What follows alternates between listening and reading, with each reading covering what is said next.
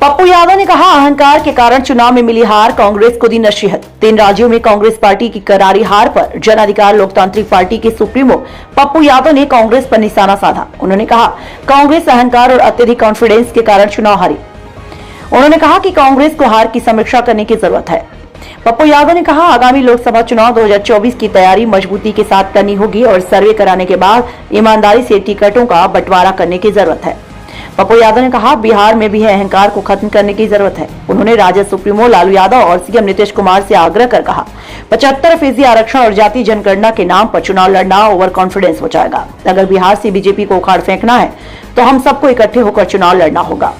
पप्पू यादव ने कहा, तीनों राज्यों में चुनाव कोई मोदी के नाम पर नहीं लड़ गया और न ही चुनाव प्रचार में पीएम गए थे। बीजेपी शिवराज सिंह चौहान वसुंधरा राजे के चेहरे पर चुनाव लड़ा था। उन्होंने कहा, आगामी लोकसभा चुनाव 2024 में वो पूर्णिया से चुनाव लड़ेंगे और उनकी पार्टी मधेपुरा और सुपौल में प्रत्याशी खड़े उतारेगी। उन्होंने कहा, चुनावी मुद्दा वर्ल्ड क्लास हॉस्पिटल और जांच घर बनाया जाना होगा।